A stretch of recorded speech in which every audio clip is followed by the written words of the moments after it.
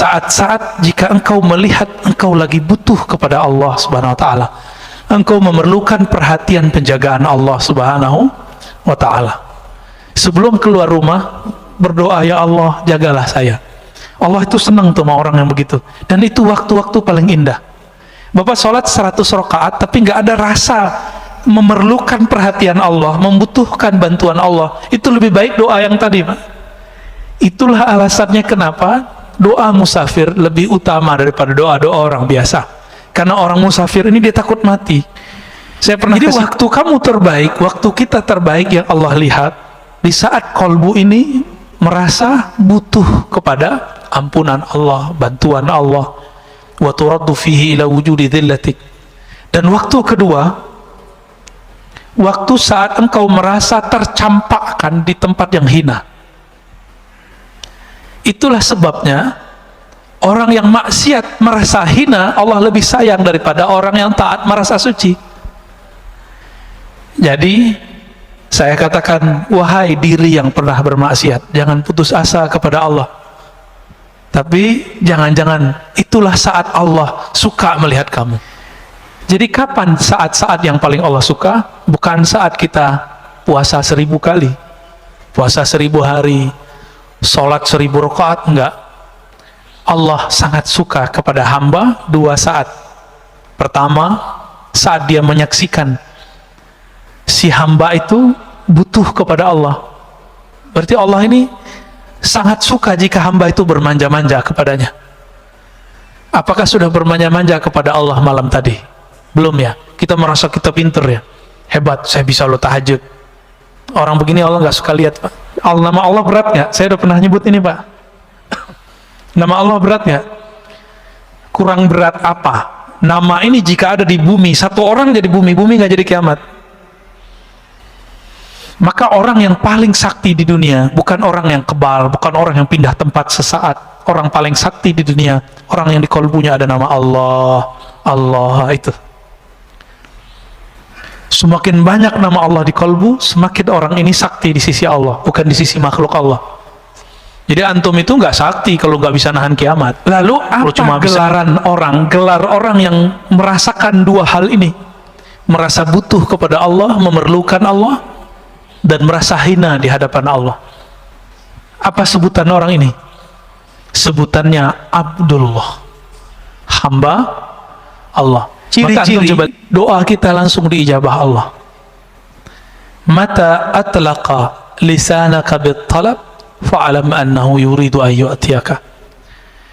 Kapanpun saatnya atlaqa, Allah mengitlakkan. Apa arti itlak? Melancarkan lisanmu sehingga tidak ada beban dalam melafazkannya, dalam memintanya. Fa'alam, maka ketahuilah saat itu Allah sudah langsung menjawab. Saya mau tanya lagi, Pak, adakah di dunia gerakan yang bukan digerakkan Allah? Ada nggak? Kalau ada berarti ada Tuhan selain Allah. Gimana? Jadi yang gerakin kita doa itu siapa sih? Allah. Kita usaha, mentok, pusing, tahu-tahu kita ada aja jalannya. Yang membuka jalan itu siapa? Kita atau Allah? Orang yang memuji-muji dirinya sendiri itu iblis, Pak. Nauzubillah min dzalik. Kecuali dia memulangkan pujian itu kepada Allah Subhanahu wa taala. Yang berhak dipuji siapa? Allah, ya. Maka orang yang memuji dan memusuhi kita itu gerakan dari Allah. Marah gak Allah menggerakkan? Marah gak? Maka jangan terlalu senang dipuji orang, jangan sedih juga kalau dicaci maki orang, karena itu semuanya gerakan dari Allah. Wa ma tasyauna illa ayyasha Allah. Tidaklah engkau berkehendak kecuali kehendakmu tunduk kepada kehendak Allah Subhanahu wa taala. Allahnya untuk sampai pada level di mana tadi la khaufun alaihim, tadi yang Ustaz sebutkan, tidak ada rasa takut. Dalam artian tidak ada yang lain yang ditakuti nih. Apa saja yang kejadian di dunia ini tidak ada yang ditakutin kecuali hanya Allah gitu. Bagaimana caranya, Pak Ustaz? Terima kasih, Pak Ustaz. Assalamualaikum warahmatullahi wabarakatuh. Assalamualaikum. Ada cara tentatif, ada cara permanen, Pak. Kalau yang tentatif itu harus punya masalah dulu, baru ingat Allah biasanya. Nah, kalau yang ini cukuplah masa lalu kita dan sekarang ya. Ada yang lebih permanen, mengenal yang ditakuti. Kenapa kita tidak permanen rasa takutnya kepada Allah? Karena kita nggak kenal yang kita takut itu siapa sih? Bapak kenal Allah nggak sih? Kan antum kenal kasih Allah itu masih ada sampai hari ini di bumi. Masih ada Pak hari ini di bumi. Siapa kekasih Allah di bumi yang Allah selalu memandangnya? Ketika orang ini masih ada, Allah biarkan bumi bergerak. La taqumu sa'ah hatta la yuqalu fil ardi Allah, Allah. Tidak terjadi kiamat kerusakan di muka bumi sampai tidak ada lagi yang mengatakan Allah, Allah. Jadi takdir itu ada takdir luh mahfuz, ada takdir rahmaniyatul arsy. Jadi takdir ruh mahfuz itu takdir kudrat iradat. Sedangkan takdir yang lebih besar itu takdir arsy. Ar-Rahman 'alal 'arsy istawa. Takdir yang ada di luh mahfuz itu, ini yang kita jalani sekarang. Biasa. Tapi ada takdir yang masuk kepada sifat jaiz Allah Subhanahu wa ta'ala. Ini takdir yang Allah tulis di arasnya. Nah, ini beda Pak. Ar-Rahman 'alal 'arsyis tawa. Allah tulis dengan kasih sayangnya. Karena saya berarti dosa yang tidak terlihat, karena merasa pinter, ini lebih susah ditobatkan. Ini mohon maaf nih, yang narkoba gampang Pak tobatnya.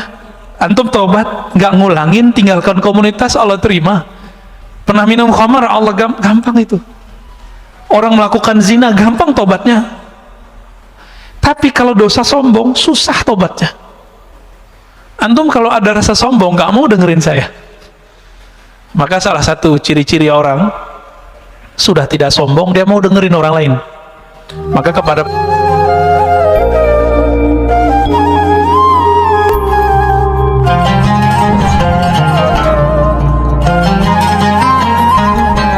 jadi jangan dibayangin malaikat maut itu nyebut nyawa harus diambil kakinya, dibolak-balik, dihempas, enggak begitu. Malaikat maut itu cukup ngelihat aja, dikedip mati. Ya. Beres sama malaikat maut itu gampang. Pakai nafas dia selesai sama dia. Jadi ilmu pernafasan itu ilmu malaikat maut tuh Pak. Salah satunya ya. Saya jadi faham kisah Nabi Musa itu. Oh berarti nabi-nabi, wali-wali dijemputnya terhormat. Kalau dia nggak izin pun nggak dicabut Pak. Nabi Musa karena beliau nggak izin, malaikat maut ngikutin time yang sudah ada di Lauh Mahfuz yang kita sebut takdir. Nabi Musa belum mau mati, ditahan dulu sama Allah. Sampai Nabi Musa mau beliau dicabut nyawanya. Hal itu terjadi juga pada Sayyidina Adam alaihissalam. Beliau lupa. Itulah kelupaan pertama di alam semesta. Nabi Allah Adam alaihissalam waktu masih di surga, beliau ditunjukkan print takdir semua keturunan-keturunannya, termasuk kita ini udah lihat sama Nabi Adam. Jadi antum jangan merasa kita ini orang biasa-biasa aja. Nama kita sudah ada di Nabi Adam. Bin-binnya lengkap sama beliau. Ini anak saya nih, ini tanggal sekian hari Sabtu musim corona dia masih ngaji gitu. Masuk Pak, dia lihat Pak. Nabi Adam melihat semuanya, beliau tertarik dengan seorang keturunannya bernama Daud alias David ya. Daud. Nabi Allah Daud alaihi salatu wassalam umurnya 30 udah mati harusnya. Lagi jadi raja, lagi sedang kuat-kuatnya. Sedangkan beliau ini untuk mencapai niat kesuksesannya harus nambah umur sekitar dari 0 sampai umur dia yang sekarang. Maka Nabi Allah Adam mengatakan, ya Rob, ini anakku, cucuku, tujuannya belum sampai. Kalau aku berikan 30 tahun umurku, insya Allah dia sampai. Dengan izin dia, engkau, maka dia sampai. Maka Allah izinkan, diberikanlah 30 tahun umurnya. Berarti takdir bisa dirubah nggak oleh kekasih Allah dengan izin Allah. Jadi takdir itu, ada takdir luh mahfuz, ada takdir rahmaniyatul arsy. Jadi takdir ruh mahfuz itu takdir kudrat iradat. Sedangkan takdir yang lebih besar itu takdir arsy. Ar-Rahman 'alal 'arsy istawa. Takdir yang ada di Lauh Mahfuz itu, ini yang kita jalani sekarang. Biasa. Tapi ada takdir yang masuk kepada sifat jaiz Allah Subhanahu wa ta'ala. Ini takdir yang Allah tulis di arasnya. Nah, ini beda, Pak. Ar-Rahman 'alal 'arsy istawa. Allah tulis dengan kasih sayangnya. Karena sayangnya Allah tidak terbatas, maka diberikanlah umur tambahan untuk Nabi Daud. Nabi Musa turun ke bumi. Seharusnya umurnya sudah habis sekarang. Datanglah malaikat maut seperti Nabi Musa tadi. Karena Nabi Musa ini Nabi intelektual juga, maka ngajak ngobrol. Kamu siapa? Saya malaikat maut. Mau ngapain? Pura-pura nggak tahu. Saya mau cabut nyawa engkau, kata Nabi Adam. Lah, umur saya masih ada 30 tahun lagi. Beliau lupa sudah memberikan kepada Nabi Daud. Apa kata malaikat maut? Bukankah engkau telah memberikan kepada cucumu? Berarti Nabi Daud belum lahir sudah didapatkan umurnya. Udah dibicarakan di langit, udah dibicarakan di surga, udah dibicarakan di bumi ketika beliau diutus. Terjadi alot, pulang Pak malaikat maut, dipanjangkan lagi tuh umurnya Nabi Adam. Dan itu kelupaan pertama. Ya, begitu Allah kepada kekasih-kekasihnya. Dan kekasih Allah itu masih ada sampai hari ini di bumi. Masih ada Pak hari ini di bumi. Siapa kekasih Allah di bumi yang Allah selalu memandangnya? Ketika orang ini masih ada, Allah biarkan bumi bergerak.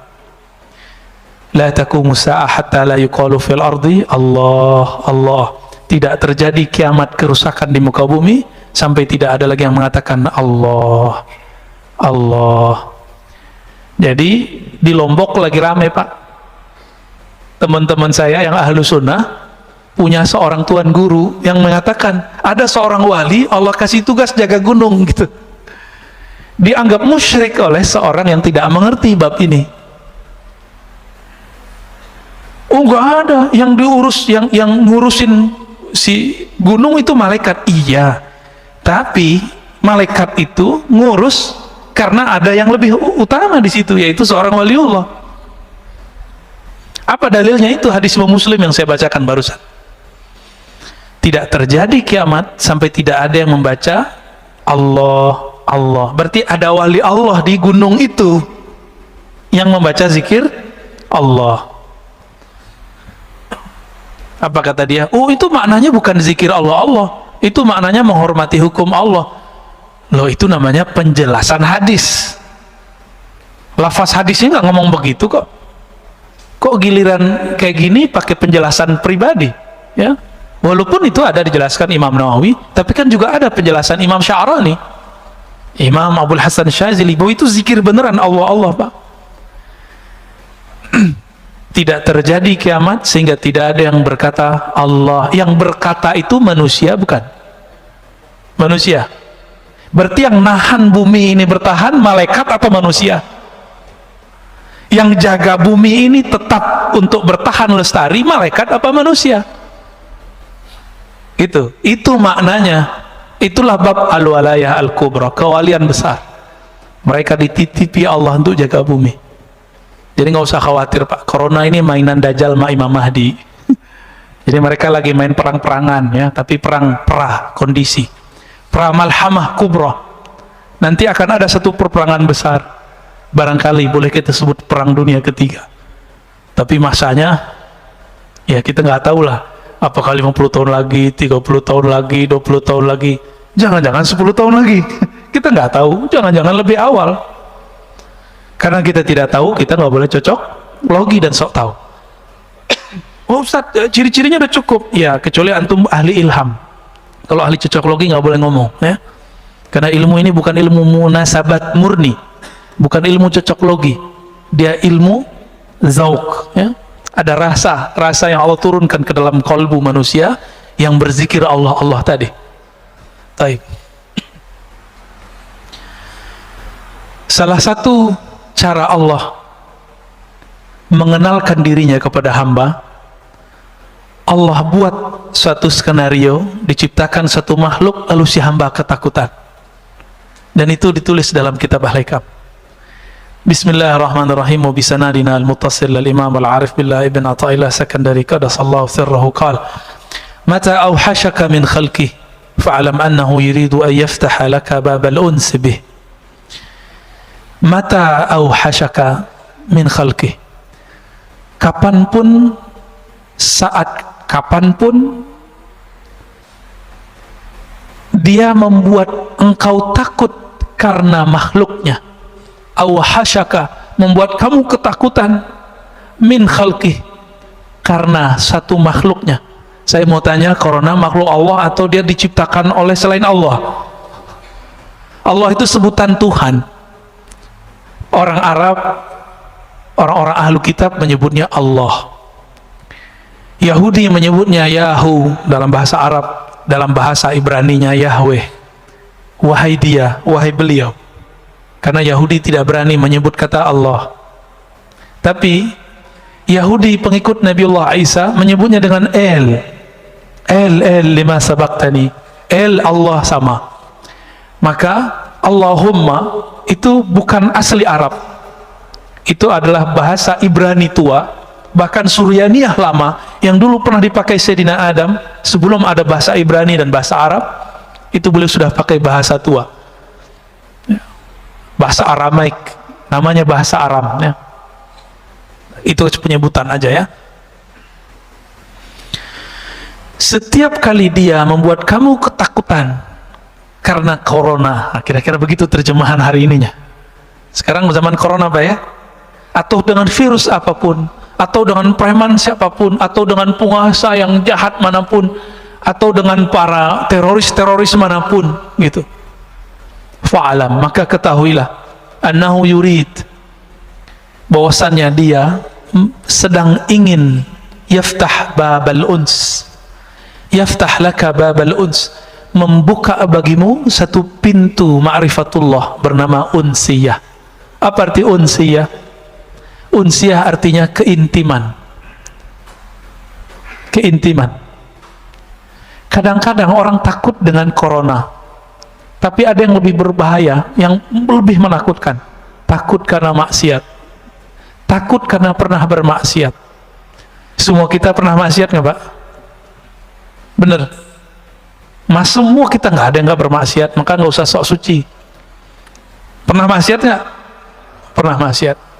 Nggak maksiat mata, maksiat telinga. Nggak maksiat telinga, maksiat lisan. Nggak maksiat lisan, maksiat kolbu.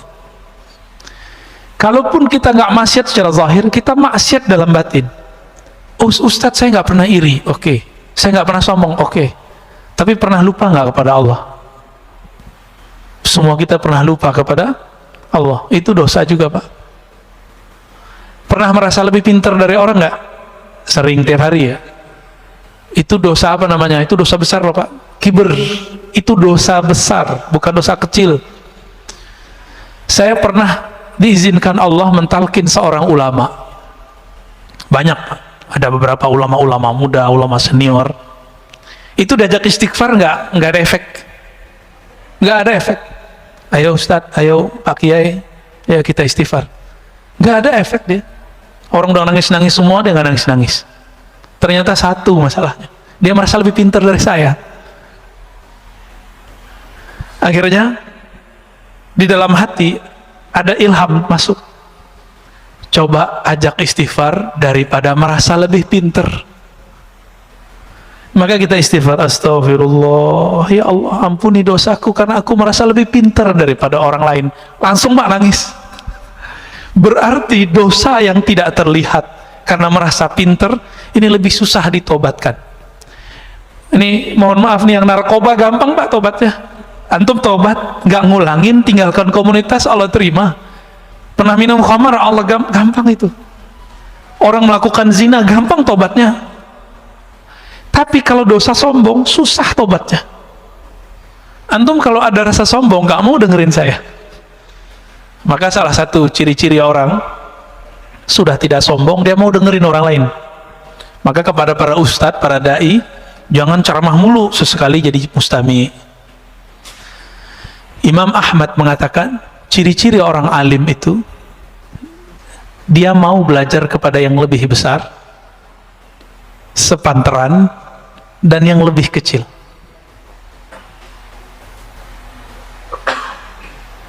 Gimana? Udah pernah belajar sama yang lebih kecil belum? Belum ya? Umurnya, gelarnya, fisiknya, belum ya? Jarang ya? Jarang.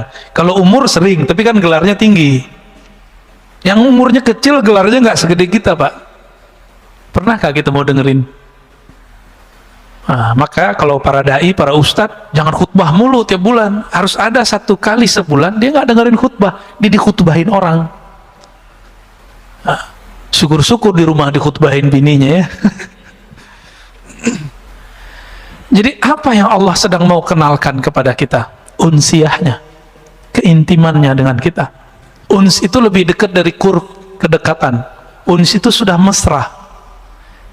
Pernah, ini ilustrasi biar gampang. Anak-anak kita kalau ketakutan dia nyari siapa? Ayahnya. Ayah gitu terus dipeluk kan? Kita gemes ngeliat begitu, dan itu bikin rindu mau pulang ke rumah. Bener ya? Itu bikin rindu, Pak. Kadang-kadang kita gak rindu mamanya ya? Yang bapak-bapak ini rindu sama anak kecil ini. Nah, ini namanya uns, kemesraan kalau dia seumuran, keintiman jika dia sudah sangat dekat ya? Keakraban jika dia sudah sangat akrab. Sudah akrab belum dengan Allah? Allah itu ngomong, wa nahnu aqrabu ilaihi min hablil warid. Kami ini akrab kok dengan kamu. Kan artinya akrab kan bahasa Arab tuh akrab. Kami ini lebih akrab daripada kamu, daripada dirimu sendiri. Hablul warid. Hablul warid itu kan diri kita sendiri, nggak usah diterjemah harfiah. Maka salah satu nikmat yang Allah berikan saat ini, saat corona ini adalah nikmat unsiyah. Sebelum keluar doa dulu nggak? Biasanya dulu keluar-keluar aja kan. Sekarang ya Allah jaga aku dari corona. Kayaknya kecil amat. Emang virus itu cuma corona? Banyak Pak virus selain corona. Saya nggak kena corona kemarin, kena batuk, kena flu sebulan yang lalu. Sekarang sisa batuk, kering dikit batuk. Ini bukan batuk corona loh Pak ya. Saya udah pernah corona setahun lalu. Ya kalau versi Ustadz Fulan kan kena corona munafik. Berarti saya munafik Pak. Ya nggak usah jauh-jauh nuduh orang munafik, kita munafik. Tapi kan tega amat nuduh begitu. Kiai kita banyak yang meninggal karena corona. Emang mereka munafik? Habis yang bilang munafik kena corona dia. Ya salam.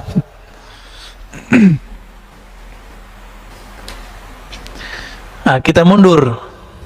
Khairu awqatika. Sebaik-baik time yang kamu punya, waktu yang kamu punya. Jadi time itu bukan jam. Jadi sekarang 5:32. Bukan itu. Itu namanya jam dinding, Mbak. Jam sholat. Waktu itu adalah satu nafas yang kita tarik, satu nafas yang kita keluarkan. Itu yang disebut waktu. Berarti waktu kita sebenarnya lebih berharga daripada cuma 1 detik, 2 detik itu. Apa kata beliau? Waktu kamu bernafas, yang paling bagus adalah waktun tashhadu fihi wujuda faqatik. Saat-saat jika engkau melihat engkau lagi butuh kepada Allah Subhanahu wa taala. Engkau memerlukan perhatian penjagaan Allah Subhanahu wa taala.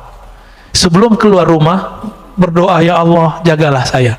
Allah itu senang tuh sama orang yang begitu. Dan itu waktu-waktu paling indah. Bapak sholat 100 rakaat tapi nggak ada rasa memerlukan perhatian Allah, membutuhkan bantuan Allah. Itu lebih baik doa yang tadi, Pak. Itulah alasannya kenapa doa musafir lebih utama daripada doa-doa orang biasa. Karena orang musafir ini dia takut mati.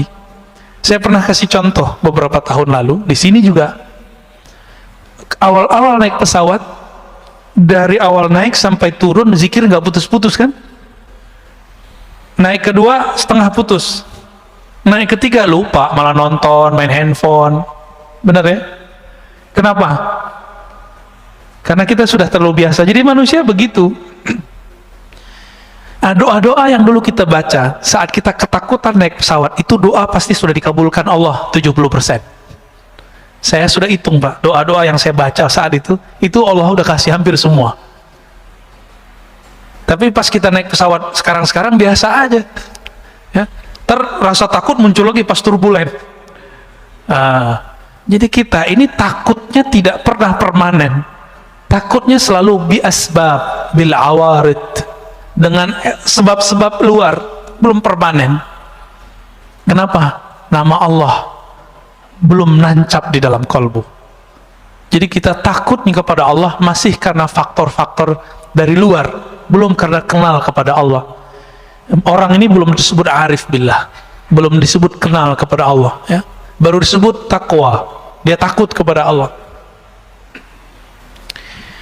Jadi waktu kamu terbaik, waktu kita terbaik yang Allah lihat, di saat kalbu ini merasa butuh kepada ampunan Allah, bantuan Allah, wa turaddu fihi ila wujudi dhillatik.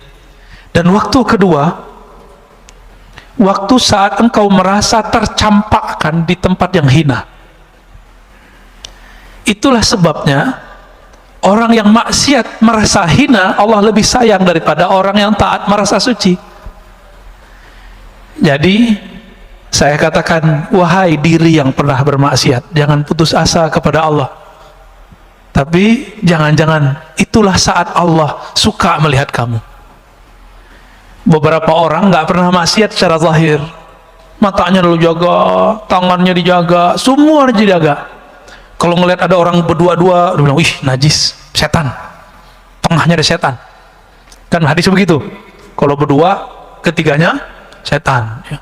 Ada yang buka aurat dikit, ahli neraka. Jadi panitia neraka dia, Pak. Kan dia sudah punya daftar ahli neraka, ahli neraka, ahli neraka. Maka Islam yang dia kenal Islam neraka. Ini orang begini ini berbahaya, sangat-sangat berbahaya. Mungkin dia korban pendidikan neraka, ya. Dulu waktu kecilnya orang tuanya bilang sholat, kalau nggak sholat neraka. Nah, digituin dulu kali sama orang tuanya. Ini jangan-jangan nih orang tuanya begini-gini nih. Ini antum horor-horor nih wajahnya. Kalau udah ngaji hikam nggak gitu lagi ngajar anak, ya. Ngajar anak bukan dengan ancaman, ngajar anak dengan pujian dan reward. Kasih dia harapan. Anak soleh bangun. Itu anak kecil lebih senang pada gituin. Anak soleh bangun. Anak papa bangun. Ahli sorga bangun. Gitu, Pak. Cara bangunnya itu dia cepat bangun. Tapi kalau kita bilang, kamu nggak sholat neraka lo, gitu ya, itu anaknya bangun langsung pikiran dia. Anak-anak korban begini nanti jadi patian neraka, ya. Dia sendiri nggak tahu nasib dia gimana, kan? Banyak orang begitu hari ini, banyak. Pada kita ini buta, ya. Betapa tidak buta. Setiap surat dalam Al-Quran, cari surat At-Taubah, semua memulai dengan Allah mengenalkan diri dan kata Rahman, Rahim, Rahman, Rahim. Emang nggak baca? Emang nggak dengar? Jangan-jangan kita kal himar yahmilu asfara, ya, seperti himar, ya, binatang himar. Apa terjemahan himar? Keledai, ya, yang dia memikul kitab-kitab, tapi dia nggak tahu apa yang dia pikul. Jangan-jangan begitu. Baca Quran, makanya ini mohon maaf loh Pak, ya, ini ngajinya agak beda. Saya itu nggak ngajak orang khataman Quran banyak-banyak seperti Imam Syafi'i. Kalau Imam Syafi'i baca Quran ngerti, maka beliau emang afdolnya baca Quran banyak-banyak. Selama 4 tahun di Mesir, beliau khatam 4.000 kali. Terus tahun 1.000. Coba bagi sebulan berapa kali tuh? Antum hitung sendiri ya. Capean ngitungnya. Ini dari kemarin, dari kecil sampai sekarang, kalau kita hitung itu khataman, kita nggak nyampe, Pak. Kita didoktrin kurang sempurna. Doktrinnya sudah oke, tapi kurang sempurna. Habis baca Quran, belajar Quran, khataman, berhenti ngaji Quran. Seharusnya langsung masuk ke ngaji makna Quran. Dulu waktu saya masih MTSN, SMP, selesai khataman, saya belajar ke kampung di seberang. Jadi kita ada 20 menit ke sana. Saya ketemu seorang buya, seorang ulama, dia ngajarin terjemahan Quran. Setiap Rabu, malam Kamis kita belajar nerjemah. Karena keberkahan itulah saya bisa baca kitab sekarang. Ya. Padahal nggak nyantri seperti teman-teman pesantren, ya. Saya ngantrinya di surau aja, ganti pindah surau gitu-gitu aja udah. Nggak pernah nyantri seperti teman-teman, kecuali setelah kuliah. Pas kuliah baru saya masuk pesantren. Ya. Tapi teman-teman di pesantren, karena korban pendidikan kurikulum neraka, ya, kurikulum ikop, dikit-dikit diikop, akhirnya udah nyantri 6-7 tahun nggak bisa baca kitab. Karena sekolahnya tegang. Sekolah itu harus tenang, anak-anak harus cinta. Jadi ketika beberapa tahun setelah saya bisa baca kitab, teman-teman yang belajar kitab nggak bisa baca kitab pada pesantren. Nanya, enti kok bisa baca kitab? Tipsnya apa? Jawaban saya cuma satu, cinta. Kamu sudah cinta belum dengan kitab yang kamu pelajari? Sudah cinta belum dengan guru yang ngajarin kamu? Jadi saya nggak pernah ngapalin Pak selama berapa tuh ya, 6 tahun itu bahasa Arab nggak ngapalin. Anak kelas 3 ya, mau mereka ujian, itu mereka datang mau murojaah kitab dengan saya. Padahal kita baru kelas 1 dan kelas 2. Apa rahasianya? Cuma cinta. Saya cukup ingat kitabnya, ingat guru yang saya sukai itu, bukan cinta fisik. Cinta ilmunya. Itu langsung ingat semua terjemahannya, maknanya, lembaran-lembarannya. Maka kalau ingin mengajari anak supaya pinter, jangan diajari dengan ancaman. Ajari dia mencintai ilmu yang dia pelajari. Baik. Jadi kapan saat-saat yang paling Allah suka? Bukan saat kita puasa 1000 kali, puasa 1000 hari, sholat 1000 rakaat, enggak. Allah sangat suka kepada hamba 2 saat. Pertama, saat dia menyaksikan si hamba itu butuh kepada Allah. Berarti Allah ini sangat suka jika hamba itu bermanja-manja kepadanya. Apakah sudah bermanja-manja kepada Allah malam tadi? Belum ya? Kita merasa kita pinter ya, hebat, saya bisa lo tahajud. Orang begini Allah nggak suka lihat Pak. Tapi ketika dia bangun, alhamdulillah ya Allah, engkau bangunkan aku. Ketika sujud dia mengatakan, ya Allah, malam ini banyak orang yang tidak bisa sujud, sekarang engkau takdirkan, engkau gerakkan kepalaku untuk sujud. Dia baca ayat, dia katakan, ya Allah, lidah ini banyak dosa, tapi Allah izinkan membaca namamu. Nama Allah berat nggak? Saya udah pernah nyebut ini Pak. Nama Allah berat nggak? Kurang berat apa? Nama ini jika ada di bumi, satu orang jadi bumi nggak jadi kiamat. Maka orang yang paling sakti di dunia bukan orang yang kebal, bukan orang yang pindah tempat sesaat. Orang paling sakti di dunia, orang yang di kolbunya ada nama Allah. Allah itu. Semakin banyak nama Allah di kolbu, semakin orang ini sakti di sisi Allah, bukan di sisi makhluk Allah. Jadi antum itu nggak sakti kalau nggak bisa nahan kiamat. Kalau cuma bisa nahan debus doang mah biasa itu. Ya.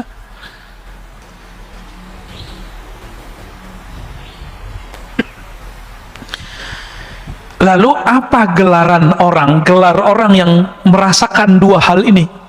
Merasa butuh kepada Allah, memerlukan Allah, dan merasa hina di hadapan Allah. Apa sebutan orang ini? Sebutannya Abdullah, hamba Allah. Maka antum coba lihat, ini gelar Nabi loh ya. Jadi Nabi itu, ini sering dipahami terhadap tasawuf. Orang nuduh Imam Al-Hakim At-Tirmizi, ahli hadis yang sufi, Ibn Arabi yang sufi, mengatakan wali lebih tinggi dari kenabiannya. Karena setiap nabi itu pasti wali, setiap rasul pasti nabi. Kewalian itu inti dari seorang nabi. Ala inna awliya Allah la khaufun alaihim wa lahum yahzanun. Ketahuilah sungguhnya wali-wali Allah. Apa arti wali Allah? Kekasih. Maka kewalian itu artinya kekasih. Bab cintanya seorang wali itu lebih tinggi daripada bab nubuatnya, gitu maksudnya. Bukan berarti seorang wali yang bukan nabi lebih tinggi daripada seorang nabi. Itu keliru besar, nggak ada begitu di kitab Fususul Hikam. Imam Ibn Arabi tidak pernah mengatakan itu. Tanda orang yang menuduh Ibn Arabi mengatakan nabi lebih mulia, wali lebih mulia daripada nabi, dia tidak khatam satu kitab tipis, separuh kitab ini Pak, kitabnya Fususul Hikam judulnya. Kitab tipis saja nggak khatam, gimana kitab yang 9 jilid, Al-Futuhat Al-Makkiyah. Terus nuduh Jadi betapa banyak hari ini orang-orang yang sudah alim dan satu ilmu, tapi dia bodoh dalam ilmu lain, lalu dia tolak ilmu itu. Dan itu sudah ada sejak zaman dahulu. Maka kemarin kita ngaji dengan beberapa komunitas teman-teman kita, ngaji kitab, judulnya Ar-Risalah Al-Laduniyah, karya Al-Imam Hujjatul Islam Abu Hamid Al-Ghazali. Beliau menceritakan latar belakang menulis kitab Risalah Laduniyah itu. Apa kata beliau? Ada teman saya datang melaporkan lawan debatnya yang mengatakan ilmu itu cuma ilmu yang tertulis di kitab, yang nggak tertulis di kitab yang kita pahami sekarang berarti nggak ada, ilmu ngada-ngada gitu. Maka belum nulis kitab Ar-Risalah Al-Laduniyah. Ini saya mau nanya Pak, ilmu itu yang di kitab ini atau yang dalam hati saya? Maka kitab ini antum bawa, antum langsung berilmu nggak? Seandainya ilmu itu di kitab, coba bawa kitab ini, antum langsung berilmu. Enggak, ilmu nggak di sini. Ilmu itu ada di dada seorang yang berilmu. Coba kalau yang pakai levis itu ustadz lagi mau khutbah, kira-kira diturunin orang nggak Pak? Panitia langsung turun tangan. Lu ustadz beneran. Gituin paling ya. Teman saya hafiz Quran, cuma dia levis mulu Pak, nggak pakai kopiah. Ada jadwal dia jadi imam. Pengurus bilang, imam kok begini? Emang saya begini katanya. Ya udah ente nggak usah jadi imam. Marah juga tuh panitianya, karena konsep orang awam imam itu pakaiannya khas ya, begitu harus ya kayak gini lah ya, pakai jubah luar, pakai gamis, pakai baju koko, padahal baju koko mah bajunya Ahok tuh ya.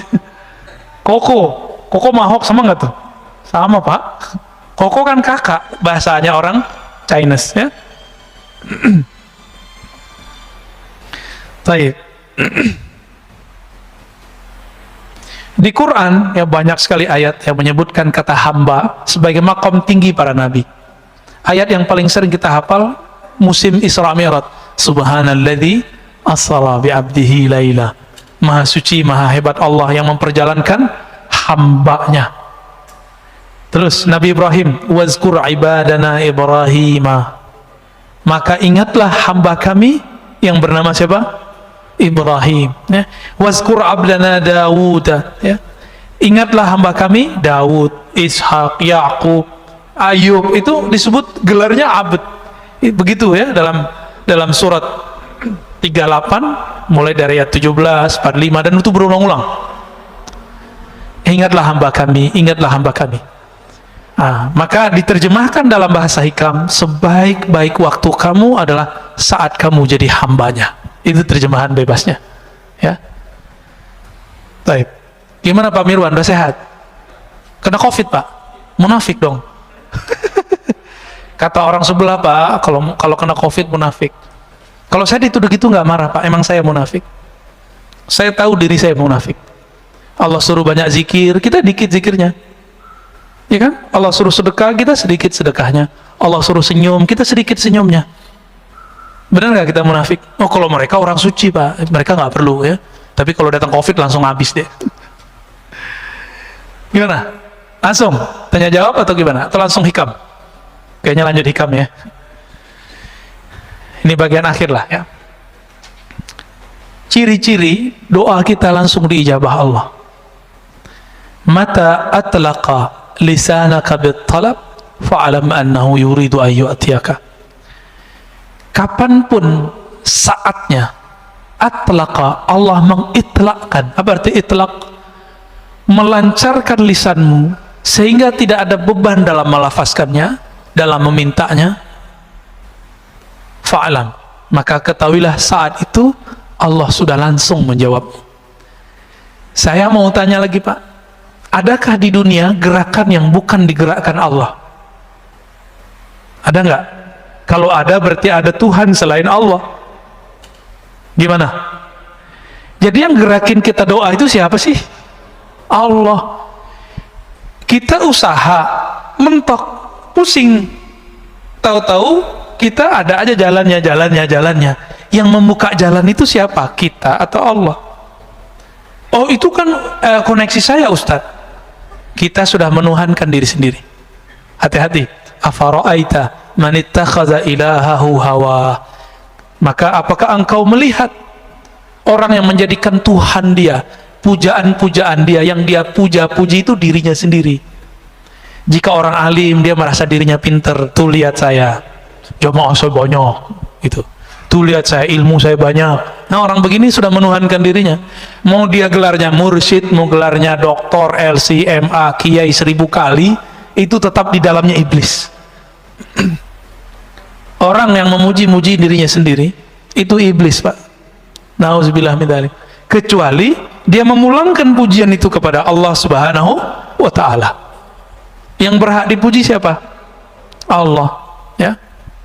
Maka orang yang memuji dan memusuhi kita itu gerakan dari Allah. Marah gak Allah menggerakkan? Marah gak? Maka jangan terlalu senang dipuji orang, jangan sedih juga kalau dicaci maki orang, karena itu semuanya gerakan dari Allah. Wa ma tasyauna illa ayyasha Allah. Tidaklah engkau berkehendak kecuali kehendakmu tunduk kepada kehendak Allah Subhanahu wa taala. Ada seorang anak muda, belagunya bukan main ngomong kepada saya, ya. Kita ngaji hikam, dia seorang marketing. Dia bilang, Ustadz tuh nggak ngerti ilmu marketing. Oh ya, terus gimana? Marketing itu kita harus campaign, iklan, bla bla bla bla, segala macam dia ngomong. Setengah jam dia ngaji hikam, Pak, jadinya hikam ala dia. Oh gitu ya, ya saya yain aja. Ya. Karena orangnya udah nggak bisa masuk, jadi udah defense. Ya. Sekali doang ikut kajian kita udah nggak mau ikut lagi. Kita ngasih rahasia rezeki biar dia nggak terlalu nafsu, terobsesi. Ntar kalau dia terobsesi tinggi, merasa ilmu marketingnya yang bikin laku, gagal, Pak, stres. Makanya banyak orang marketing tuh stres. Tiap hari itu lebih stres dari tukang cangkul, Pak. Orang nyangkul di sawah, pulang-pulang capek, tidur. Orang marketing udah jam 1 malam masih mikirin besok mau ngapain gitu. Nggak keringetan, malah kerja di bawah AC. Tapi pikirannya tertekan terusnya. Gimana pakai kecerdasan dia. Sahabat saya jadi fundraiser di salah satu lembaga zakat terkenal di Indonesia. Orang tamatan kuliah dakwah, Pak, nggak ngerti ilmu marketing versi ilmu marketing konservatif sekuler, konvensional lah istilahnya, ya. Karena sekarang ada istilahnya bank hukum positif, bank konvensional gitu ya. Ini nggak punya tuh ilmu yang begitu. Tapi ketika dia jadi direktur fundraising, kenaikan fundraising itu melewati direktur-direktur sebelumnya yang ahli manajemen dan ahli marketing. Saya candain, Tat, ente pegangannya apa gitu? Ente pakai pelet ya gitu? Candain ya, Pak? Enggak, saya cuma pakai rotibul hadar, rotibul atos aja, Ustaz, katanya.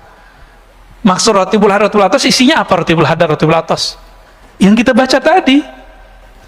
Saat-saat dia merasa butuh, memerlukan campur tangan Allah, itulah marketing paling hebat, Pak. Bapak kalau nggak percaya datang ke Majestic, ya. Ini ada sahabat saya di situ, dia punya butik dan batik, ya. Terus punya food court. Saya tanya, kamu pakai online nggak? Jauh sebelum zaman online begini nih. Enggak, Ustaz, saya online ilallah, katanya. Loh, maksudnya gimana tuh, Mas? Gitu. Saya itu, Ustaz, punya karyawan 40-an orang. Kami semuanya menghidupkan channel sholat duha, katanya.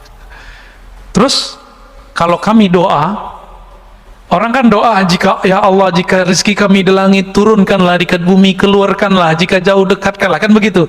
Kalau kami lebih eksplisit, Ustaz, jika di langit ya Allah, turunkan ke toko kami. Sebutin, Pak, tokonya.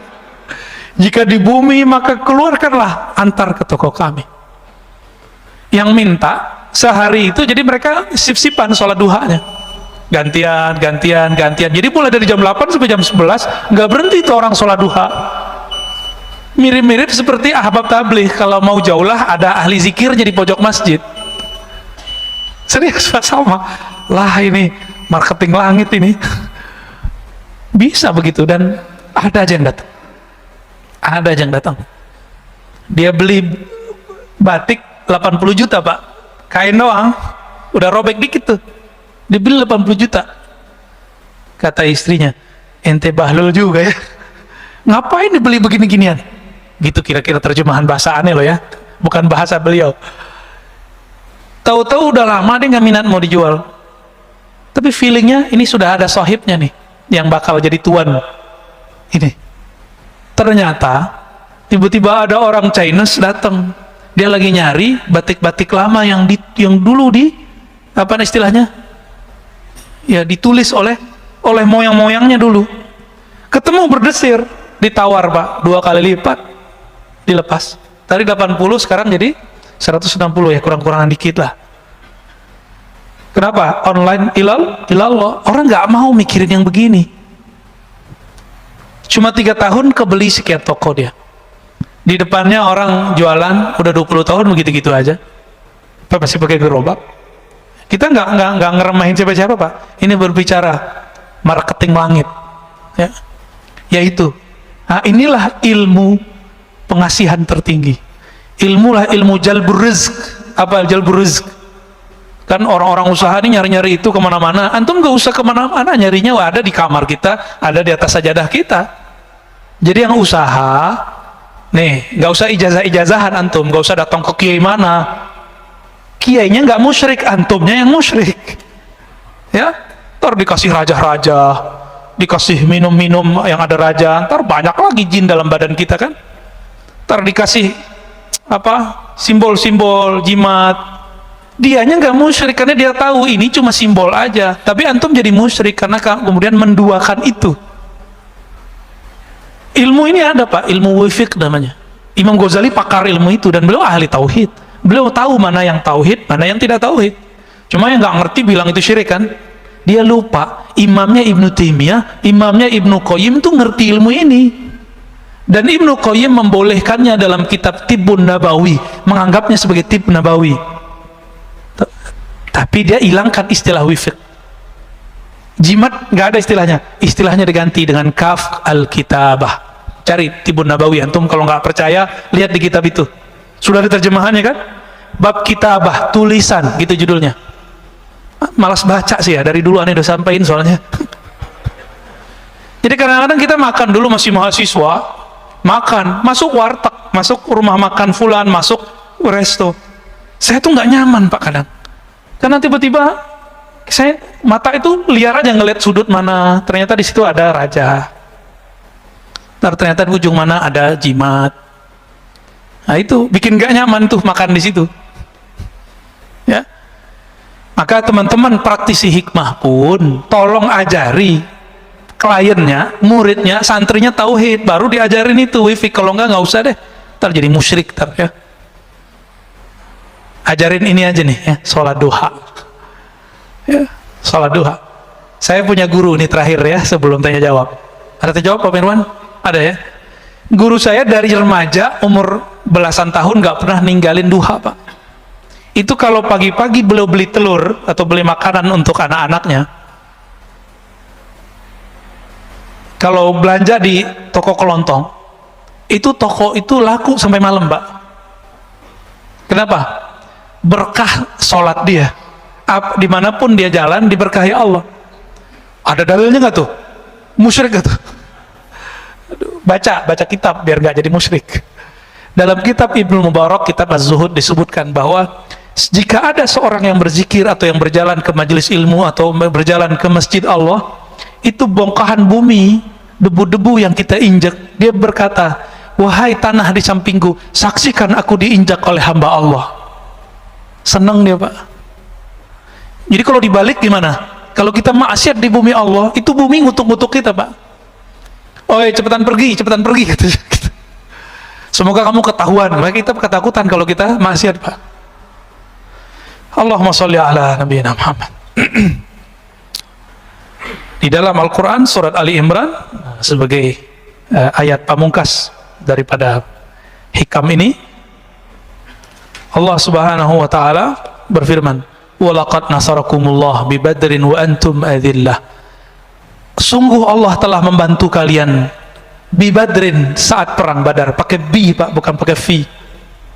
Ini campur tangan Allah ini lebih dahsyat. Ini yang mengerti ilmu balaghah, ini faham maksud bi di situ. Wa antum adillah. Saat itu kamu merasa hina, merasa lemah, merasa butuh bantuan Allah Subhanahu wa taala. Maka jika berdoa, berdoalah dengan rasa hina. Jika berzikir, berzikirlah dengan merasa rendah diri kepada Allah Subhanahu wa Ta'ala. Baik, kira-kira gitu Bapak Subhanahu Allah. Kalau ada yang mau didiskusikan, mau ditanyakan, tafadhol. Gimana Pak Mirwan? Mantan COVID, alumni COVID. Emang COVID ada kan Pak? Ada, aneh kan pernah ngerasain. Soalnya teman-teman kita masih ada yang belum percaya ya. Antum nggak percaya sih nggak apa-apa, ntar kalau udah kena rasain aja ya. Bismillahirrahmanirrahim. Silakan Pak Dokter. Terima kasih Pak Ustadz. Salam. Masya Allah ini. Jadi pertanyaan saya adalah terkait dengan kondisi sekarang, kekinian, bahwa tadi ada corona, ada permasalahan yang luar biasa mendera kita. Kita butuh tadi bahwa sebagai seorang hamba membutuhkan pertolongan Allah dengan merendahkan diri pada saat berdoa zikir. Nah, untuk bisa sampai pada level ketawakalan sempurna, ya jadi seorang hamba yang mengandalkan Allahnya untuk sampai pada level di mana tadi la khaufun alaihim, tadi yang Ustaz sebutkan, tidak ada rasa takut. Dalam artian tidak ada yang lain yang ditakuti nih. Apa saja yang kejadian di dunia ini tidak ada yang ditakutin kecuali hanya Allah gitu. Bagaimana caranya Pak Ustaz? Terima kasih Pak Ustaz. Assalamualaikum warahmatullahi wabarakatuh. Assalamualaikum. Ada cara tentatif, ada cara permanen Pak. Kalau yang tentatif itu harus punya masalah dulu, baru ingat Allah biasanya. Nah, kalau yang ini cukuplah masa lalu kita dan sekarang ya. Ada yang lebih permanen, mengenal yang ditakuti. Kenapa kita tidak permanen rasa takutnya kepada Allah? Karena kita nggak kenal yang kita takut itu siapa sih? Bapak kenal Allah nggak sih? Kan antum kenal Allah nggak? Allah itu apa? Siapa? Kalau versi orang kan, Allah itu di langit Ustaz. Nah, itu belum kenal Allah namanya. Ya. Allah itu di arsy Ustaz. Nah, itu ayat. Ar-Rahman 'alal arsy istawa. Yang istawa itu antum kenal nggak gitu? Mau terserah, mau di langit, mau di mana terserah ya. Allah ini kan bukan fisik. Disebut Allah di atas langit, Allah disebut Allah di atas aras, nggak ngefek Pak. Ini bukan jisim. Kenapa kita berdebat di luar sana? Allah di mana? Allah di mana? Allah di mana? Karena kita masih menjisimkan Allah tanpa kita sadari. Menganggap Allah itu benda, sesuatu benda. Maka sampai keyakinan mereka yang mengatakan apa? Yang meyakini Allah tidak berarah di atas langit atau di atas aras seperti diam, meyakini Allah tidak ada. Berarti sebelum aras nggak ada, Allah nggak ada dong. Dulu aras pernah nggak ada nggak? Atau aras adanya bareng sama Allah? Duluan mana aras sama Allah? Mana dalilnya? Akhir surat At-Taubah dan beberapa ayat-ayat yang lain. Allah menyebut Rabbul Arsyil Azim. Rabb, Allah pencipta. Apa arti Rabb? Pencipta. Pencipta aras yang besar. Jadi aras yang besar aja Allah yang ciptain kok Pak. Nah, maka Nabi kalau lagi ada karbun artinya masalah. Itu doa favorit saya kalau baca zikir pagi sore, salah satunya La ilaha illallahul alimul azim, la ilaha illallah rabbul arsyil azim, la ilaha rabbus samawati wa rabbul ardi wa rabbul arsyil karim. Tiada yang berhak disembah kecuali Allah. Tiada Tuhan pencipta langit dan bumi. Dialah ya Rabbul Arsyil Azim, pencipta aras yang besar. Apalagi cuma corona yang kecil. Kelihatan nggak corona?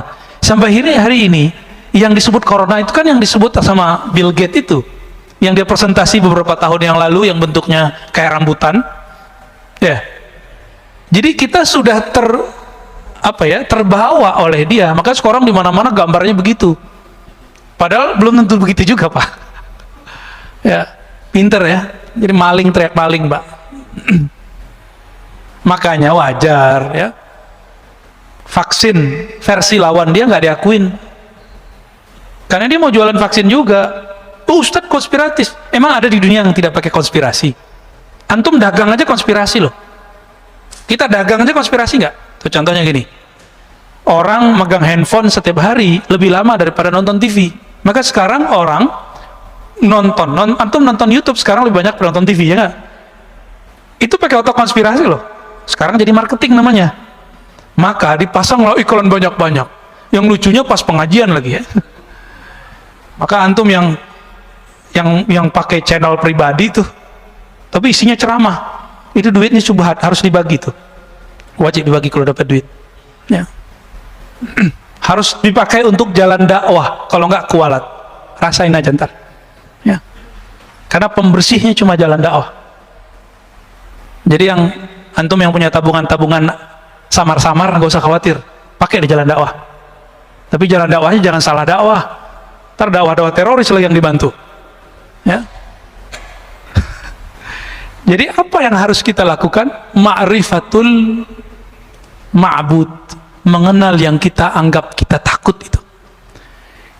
Bapak karena kenal istri, maka cintanya permanen, Pak. Walaupun istri sudah ubanan, benar nggak, Pak? Bapak kan ubanan soalnya. Saya ngeliat rambut Bapak aja. Tetap cinta kepada istri. Kenapa? Saya kenal dia semenjak dia belum ubanan gitu. Ada orang cantik bukan main, tapi ketus. Bapak seneng nggak?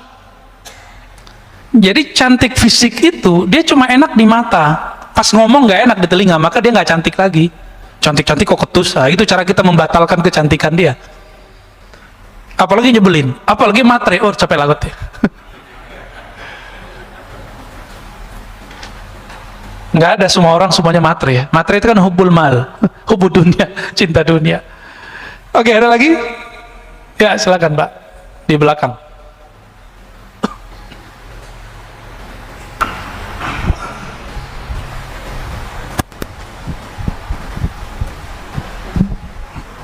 Bismillahirrahmanirrahim. Terima kasih Ustadz waktunya. Ya, sama-sama Pak.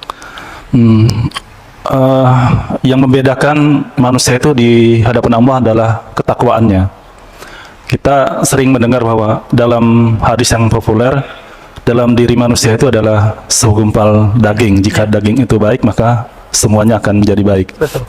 Nah, kalau sudah demikian, maka dari strata yang bawah itu bisa menjadi lebih dicintai Allah daripada pribadi yang punya strata yang lebih tinggi karena ketakwaannya. Nah, bagaimana cara kita mengintegrasi amal, ilmu, dan iman supaya kita menjadi kepribadian yang dicintai oleh dan diutamakan oleh Allah Subhanahu wa taala. Dan apa yang menyebabkan daripada ketiga integrasi ini yang mudah sekali copot, mudah sekali luntur, mudah sekali kalah dalam kita mencapai keridhaan Allah Subhanahu wa taala. Terima kasih.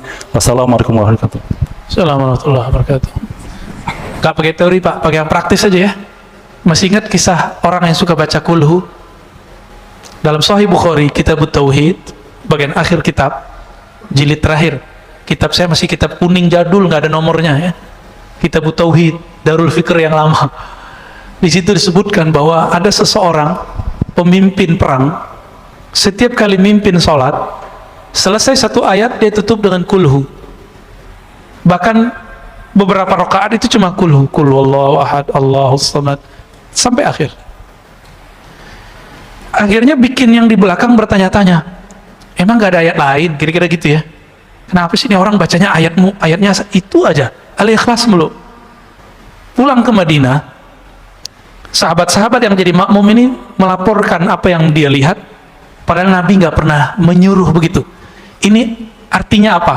Sahabat-sahabat itu menciptakan torikot-torikot ritual untuk dirinya. Ini dalil bahwa boleh seorang alim meramu dari dalil-dalil yang ada suatu amalan yang kemudian dia disiplinkan dan diajarkan kepada orang, disebut torikoh. Ini dalilnya. Apa kata Nabi? Coba tanya si fulan itu, kamu gak usah tuduh dia, tanya dia kenapa dia buat begitu. Jadi kita kalau ngikutin sunnah Nabi ini, kita nggak boleh ngejek orang ngamalin apa aja, nggak boleh ngejek. Kita konfirmasi, tabayun namanya. Kenapa sih kamu ngamalin ini? Sama orang yasinan kita tanya, kenapa kamu baca yasin? Ya. Sama orang ziarah kubur jangan langsung bilang dia syirik, khurafat. Kita tanya, apa yang kamu baca saat ziarah kubur? Baru bilang syirik atau nggak syirik.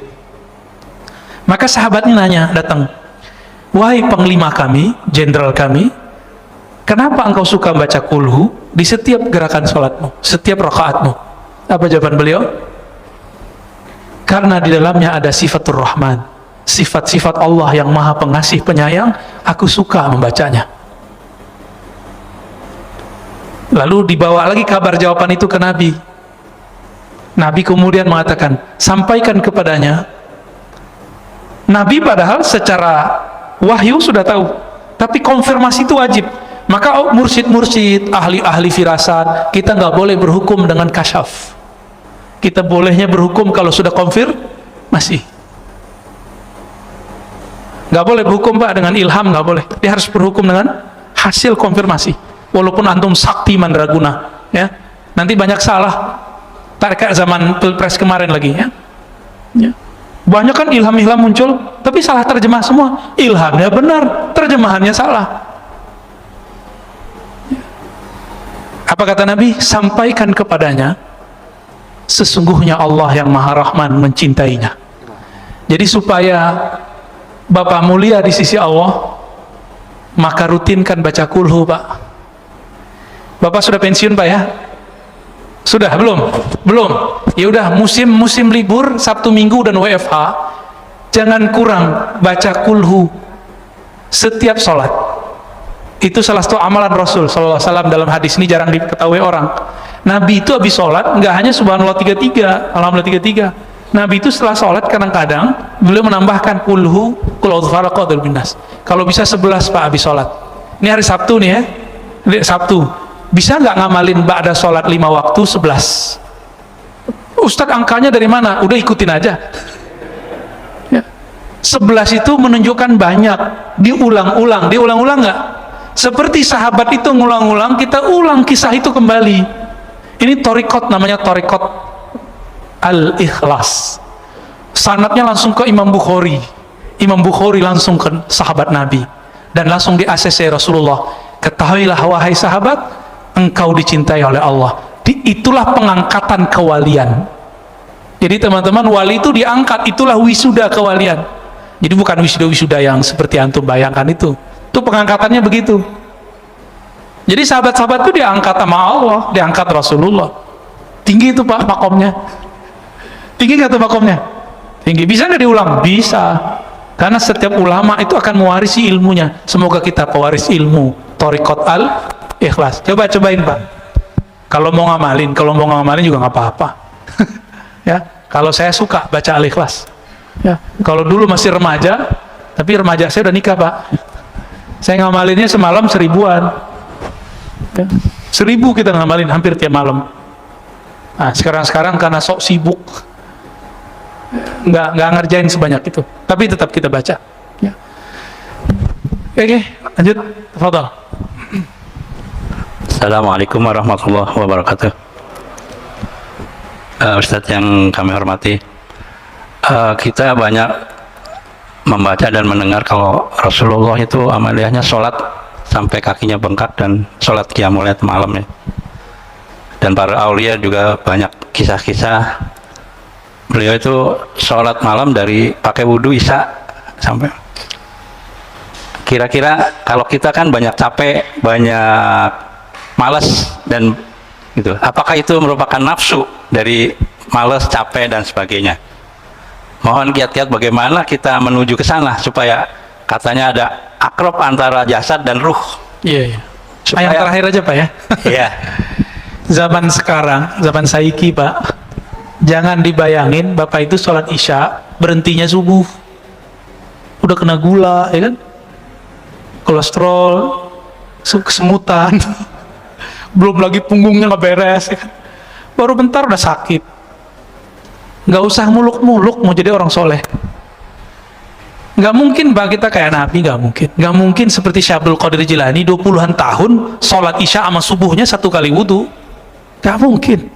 Abu Hanifah puluhan tahun, Imam Abul Hasan Asy'ari 20 tahun beliau sholat isya dan subuhnya satu wudhu. Abul Hasan Asy'ari yang dihujat-hujat sama mereka sekarang ya, akidah Asy'ariyah. Terus gimana? Jadi ada eksperimen, saya suruhlah salah satu teman-teman saya ini zikir semalaman. Ente jangan tidur ya. Bener nggak dia nggak tidur, Pak? Nggak ada. Baru baca zikir 5 kali ngorok.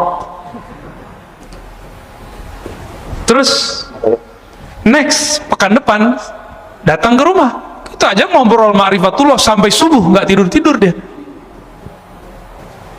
Sama kayak nonton bola, cuma yang ditonton bola. Nonton bola asik gak? Asik.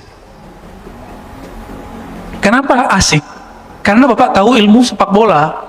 Saya nggak ngerti Pak ilmu sepak bola. Saya bingung tuh, ini bola kok ditendang-tendangan, direbut-rebutin. Menurut saya itu orang nggak kurang kerjaan. Tapi bagi yang senang bola, asik nggak nonton bola? Nonton doang loh. Nah, kenapa sholatnya Nabi, sholatnya wali itu bisa nggak berhenti-berhenti, baru berhentinya subuh? Karena dia tahu siapa yang disembahnya. Maka majelis mengenal yang disembah harus lebih banyak daripada majelis menyebut-nyebut nama yang disembah. Jadi majelis zikir itu seharusnya nggak lebih banyak daripada majelis ma'rifat. Cuma orang kan nggak mau. Kalau majelis ma'rifat sama, mulainya jam 11, jam 12 malam sampai subuh. Duduk aja Pak kita ngomongin Allah, gosipin Allah kita kerjaannya. Suatu kali sahabat bercerita, sahabat Nabi, kami habis subuh diberi muhadharah pengajaran oleh Nabi. Berhentinya nanti zuhur, sholat. Habis zuhur lanjut asar, habis asar lanjut maghrib, sampai besok subuh lagi, sampai besoknya lagi 2 hari 2 malam. Mereka lupa makan, lupa minum. Tuh kalau sudah jadi makhluk ma'rifatullah tuh begitu. Ini ilustrasi dekatnya apa? Gak usah jauh-jauh. Kita punya teman nggak dilestui oleh keluarganya untuk menikah. Dia udah demen sekali sama calonnya ini. Apa kata si perempuan?